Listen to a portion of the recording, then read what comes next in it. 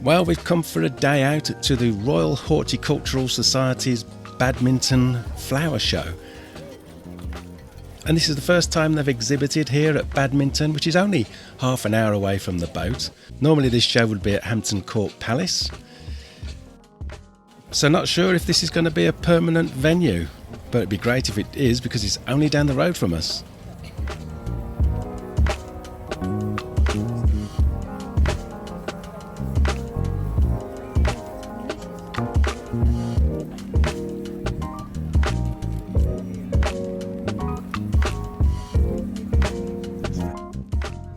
This is the Archer's 75th anniversary garden, designed by Joe Thompson, and it's to celebrate 75 years of the popular radio drama series called The Archers. We used to be avid listeners, but it got a bit silly, so we stopped listening about 8 years ago now.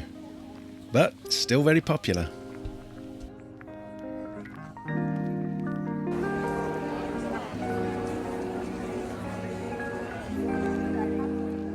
Badminton House is famous for the badminton horse trials and is the family home of the Duke and Duchess of Beaufort. Apparently you can get married here if your pockets are deep. And the game badminton is actually named after the estate. Well, this was a surprise coming across this. We didn't know it was going to be here. This is Where Nature Navigates by designer Alison Johnston in support of the Canal and River Trust. It's based on a section of the Huddersfield Narrow Canal, and all the plants have been dug out from the designer's garden. A lovely garden, but to add a bit of authenticity, they could have added a shopping trolley.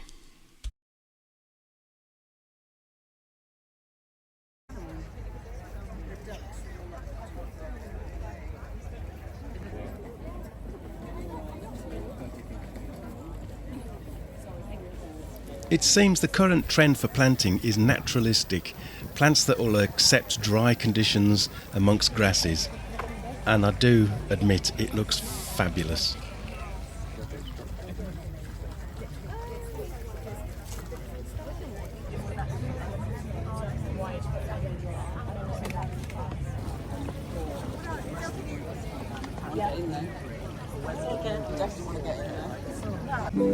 The Cricket Pavilion Garden, designed by Stephen Moody in support of the Young at Heart charity, which is an organisation set to combat loneliness and isolation amongst the elderly, won Best in Show.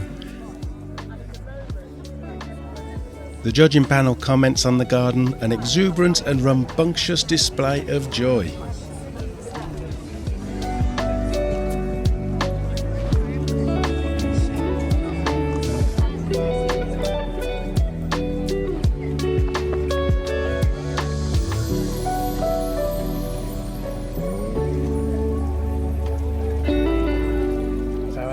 Fab day yesterday at the RHS Badminton Show. We're back to the harsh reality of real gardening. Yeah, there were sprinklers going in the middle of the day up there. Even with these little gardens, they'd got water on tap wherever they wanted it. We don't have that luxury, do we? No, we don't. Things are getting a bit frazzled here. These consecutive hot days are not doing any good for the garden. No. So we'll come here, it's about, 8 o'clock in the morning now? Yes, yeah. And we're just going to water what is necessary.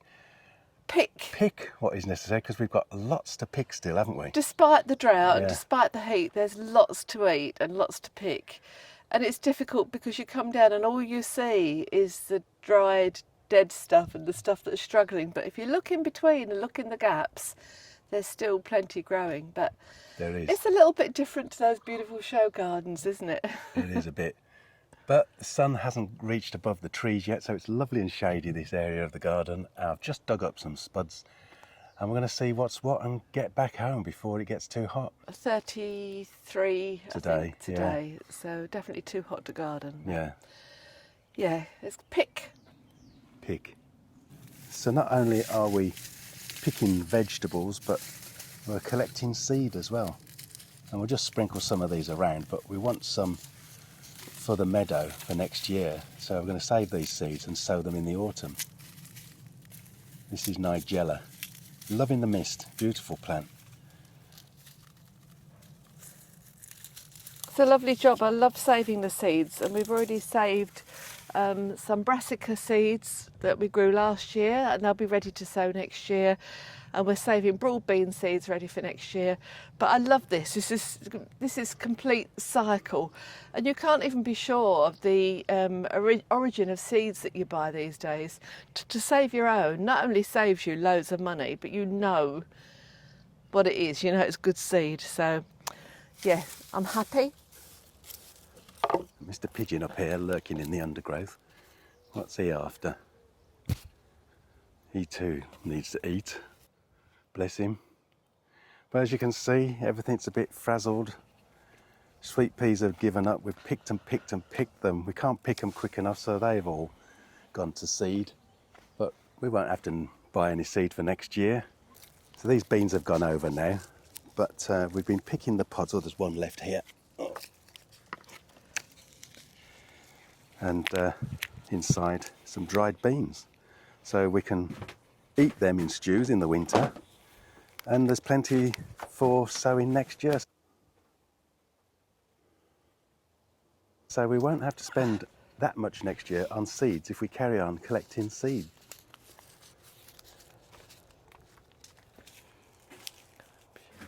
But it's not all doom and gloom. Look at these onions. Look, they're about ready to be harvested. My beautiful African marigolds with a rogue weed. But look, Archway has been a success. These beautiful purple flowered beans, traditional red runner beans in the middle. Well, we can't eat the potatoes quick enough. We've pulled up 2 rows now. There's another 2 rows there. There's some on the other plot. And there's some here ready to go soon. So we've got to start eating potatoes, Francis. It's too hot to cook them. It's too hot to cook them. Potato salad tonight, I think. Yeah, absolutely. With onions. With onions. But everywhere we went in the garden show yesterday, all these umbellifer flowers, these sort of flat-topped, like this Achillea here, they're all the rage. They're everywhere. And I think it's because they're fantastic for pollinating insects. So we'll be putting some of this yarrow into the meadow, I think, next year, because it spreads itself around a bit too freely, doesn't it? And the other thing that's self-seeded loads is this mullein, which we've just left a few. They get a bit big, but that is beautiful, isn't it? What a beautiful flower. And the leaves are so soft.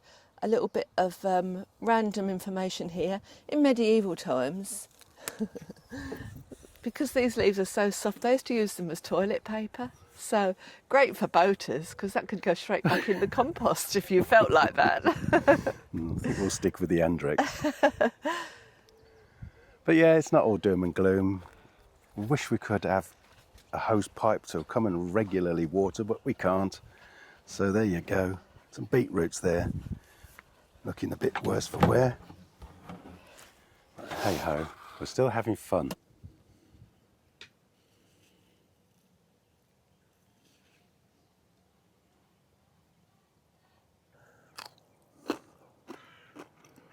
Oh, really nice.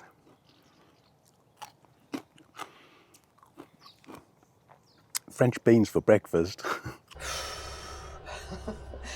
So we're back from our harvesting, and this is what we've gathered for today. We've got the Swiss chard, which I think I'm actually going to cook down and freeze, because it goes wilted after a while, but I can freeze it in little blocks in the freezer. Gorgeous broad beans, which we're going to have for lunch, made into a broad bean puree, pate, whatever you want to call it. Beetroots are mine, because Rich still hasn't acquired a taste for them yet. The first proper courgettes we've had, I'm not sure what I'm doing with those yet today. The little beans are lovely, and they're going to go on a salad for tonight. Mint is going to go with the broad beans. We've got so much basil, so I should make some pesto for that. Our first cucumbers, ridge cucumbers, these are, which we'll peel or take the knobbly bits off and then have in sandwiches. This is the first of the mini cucumbers, which I'm going to collect those and pickle them as gherkins. And the padron peppers, which I've learned now to cook, and they were delicious. And obviously potatoes. And also I have a bowl of lettuce which is just washing off and soaking at the moment because it was so hot I needed to keep it cool. So tonight we're having a lovely salad with potato salad, the leaves, the beans, cucumber, broad beans. There will be some beetroot on there, Rich. Yeah, pretty much dinner is organised there. So I'm quite happy.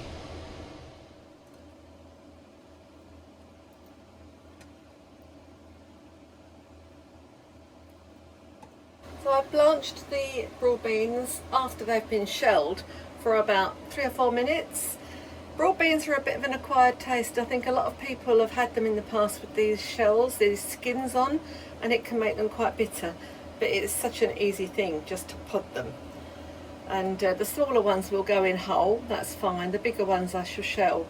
And this literally just gets blended down in a tiny little hand blender with lemon juice, salt, pepper, some good quality olive oil, and really whatever seasoning you want. I'm just going to put a little bit of mint and maybe some chives in this.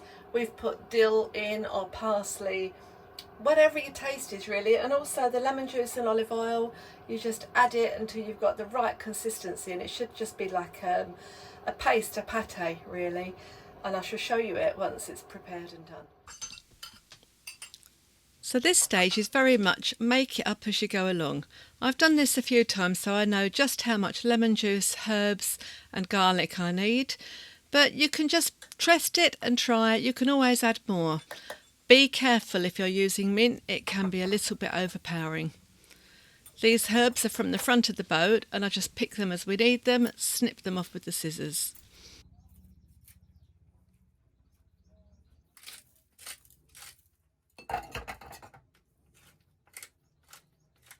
If you can, use some quite good quality olive oil. We keep some specially for dressings and things like this.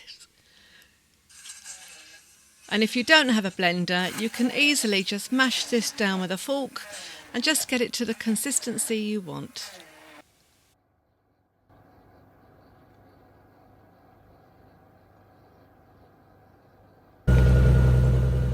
Well, it's haymaking time. And it's a good alarm clock when one of these comes past your boat at 6 in the morning.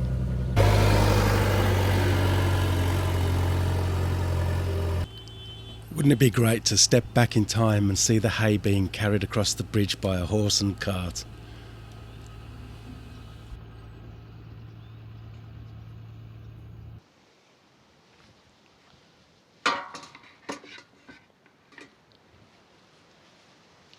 It was a real bonus getting these geraniums. On the way home from the show, we passed a garden that just had pots and pots of bedding of geraniums and fuchsias outside for £1 each. So we pulled over and got a whole load. In fact, it was cheaper if you bought more. And they're going to look fab. I think these pots are going to be perfect for the boat, just the right colours with the scarlet geraniums. And I'm putting a flower pot inside each one so that we can keep them watered well. And yeah, I think they're going to look lovely.